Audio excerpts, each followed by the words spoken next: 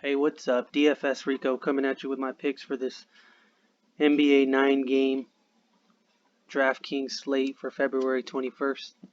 Um, this slate's looking already really chalky. I mean, everyone's probably going to be on the same picks, depending on what kind of contest you're playing, but cash and all the single entry and smaller entry lineups probably going to be running a lot of Boston players, a lot of Portland players. For the most part, you'll probably need at least 2 or 3 in your lineups to even compete today, just due to the injuries to Dame Lillard and Kemba Walker. And then some players might be playing Minnesota players, but they are in a tough matchup versus Boston because of Towns being out. But all right, let's just get started at point guard. If I'm paying up today, it's probably going to be for Luka Doncic. I don't see myself paying up today because there's so many good mid-tier plays today. But if I was to spend my money on someone, it'd be Luka today. 10.6 is really cheap. He's playing Orlando, but he's kind of matchup proof for the most part. He has a safe floor with like 50-point floor, 70-point ceiling. Can't really go wrong with him, but yeah. Up next, we got D'Angelo Russell at 8.6 against Boston, and he's mainly just because Towns is out. He should have the ball in his hand, probably 30% usage, and his ball most of the game. Yeah, he should be pretty good. He's been killing it the last 2 games that he's played with them. He had a bad game on one of them, but just didn't put up that many shots. But with the game without Towns, he put up 58 points in 35 minutes. Can't go wrong with that. Someone else I like, Kyle Lowry at 7.7 versus Phoenix. I don't think a lot of people will be on him just due to the fact that there's cheaper plays that might be better, but I really like Lowry today in this matchup. He's been getting close to a triple-double in 3 of his last 4 games. He got a triple-double in one of them. In a really good matchup, Phoenix really plays no defense, should be pretty fast-paced. He's been playing 36 plus minutes a game for the last 3 out of 4. Lowry's a really good sneaky play in my opinion. Up next to some of the chalk at point guard will be Marcus Smart at 5.9K. I think he'll be different. I feel like a lot of people will go on to Jaylen Brown and Tatum and even Hayward, but Marcus Smart, when he's starting over Kemba Walker, he's a fantasy point per minute. Can't really go wrong with him. I feel he has a safe floor today. He has a pretty high ceiling. You've seen him go for 49, 38. He has a good ceiling, and I feel like his floor is just really safe today if you want to play the safe route today. I can see me going to Marcus Smart. And then at the value, due to Dame Lillard being out, Anthony Simons and Fernie Simons at 3.5K is probably the way I'm going to go with point guard. This is going to be the chalk, but I just don't see him failing you at 3.5K in a fast-paced matchup versus New Orleans. So this is chalk I'll eat today, and I'll just probably go different somewhere else, honestly. And he'd have to have a terrible game to really kill you, but I don't see that happening. So we'll plug him in at point guard. Up next, we got shooting guard. If I'm paying up at shooting guard, it'll be Brad Beal at 9.4K versus Cleveland. Cleveland is terrible at defense as well. They have the bottom 3 defense, and we know the Wizards like to run up and down the court. Beal has a monster usage. He's been at 34% usage over the last 10 games. 34 minutes per game since coming back from injury. He's been playing a ton of minutes. Let's see. At 9.4K, I think you're getting a discount on him, but as I said earlier, I feel like there's a bunch of cheaper plays and really good matchups that I'd much rather just spend all my money on. So I feel like I'm going to be going more balanced today. Up next, I got Donovan Mitchell at 6.9K versus San Antonio. Seems like a really good play. He averages 35 plus minutes a game. This is just mainly a matchup and a price mistake, honestly. He should never be below 7K, I believe. If you want to go to him, I see no issue with going to Donovan Mitchell at 6.9K. Same game, DeMar DeRozan at 6.8K. This is just insane. I see me playing a lot of DeRozan today. I know people might shy away because he is playing against Utah, which is known to be a good defense, but just a couple games ago, he played Utah, put up 51 fantasy points. I think they went to overtime, and he was 8.4K that game.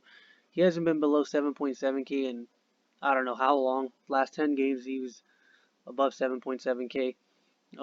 So I think this is just a huge misprice. I'm assuming because he missed the last 2 games before the All-Star break, but they said he's going to be playing Friday, normal minutes. Um, so I don't see no issue with minutes, at least with him. So yeah, I see me playing a lot of DeRozan today. And then up next we got CJ McCollum at 6.6K. That's just insane. They did not fix anybody's prices for these Portland Trailblazers against New Orleans with Dame Lillard out. Everyone is priced as if Lillard is still in. So same thing as his teammate Fernie Simons. I feel myself just locking this guy in most of my lineups, at least maybe all of them, honestly. At 6.6K, it's insane. He threw up 25 shots this last game versus Memphis. Only made 9, and he still put up 37 fantasy points. Ball's going to be in his hand. I think he'll get more assists today, more rebounds, more opportunity with the ball in his hand due to Dame Lillard being out. So I'll probably just plug him in right now just so we got him. And then another guy I like at 5.9K, Jaylen Brown with Kemba out. He should see a bump in usage. He has been playing pretty terrible his last couple games, but that was when he came back from injury, I believe. But you just never want to shy away from a guy just because he's in a little slump. I mean, especially a guy like Jaylen Brown who has a high ceiling. He has 40-point ceiling, 45-point ceiling, like 47 right there, 43, 37, 40. Like at 6K, at 5.9K, I just don't see him really failing you either. So I see myself playing so many Boston and Portland guys today. I'll probably have 2 to 3 from each team on my lineups tonight. Just gotta bite the chalk today. Up next, a little cheaper guy, probably my last shooting guard I'll speak about, Malik Beasley at 5.4K. He's been playing a ton of minutes since he got to Minnesota. He played 38 minutes in his last game versus Charlotte. Put up 41 fantasy points, 47. He was at 4,700. At 5.4K, I still think that's a little too cheap for what he's going to be doing out there on the court. I think he's more of a just to be different play if you want to be different from Brown and Smart and just to fill in the lineup. I see him as a pretty good play today. And obviously all the other guys, there's a bunch of guys that are multiple position eligible. You got guys like McCollum, you can play him at the point guard, Smart at the point guard, shooting guard, and also Anthony Simons is both positions. Small forward, I really like Jason Tatum up top at 7.8K. He's probably my favorite play from Boston. Honestly, he's been on a tear, I think, the last couple games with Kemba Walker in.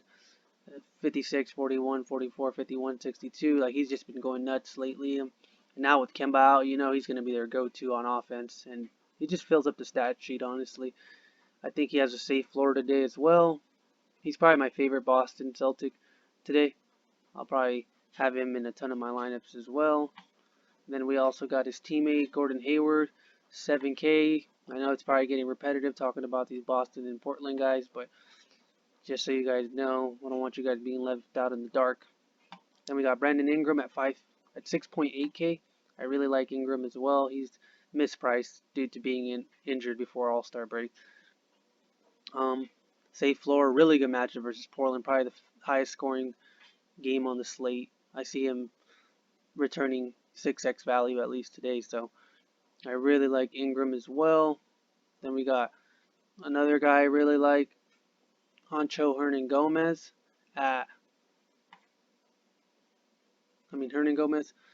at 4.7. He played 38 minutes the last game with Karl Anthony Towns out. Put up a double-double, 37 fantasy points at 3.9K. I still think he's a little too cheap for what he's going to be providing in the minutes he's going to be playing. When he gets the minutes, he's a really good player.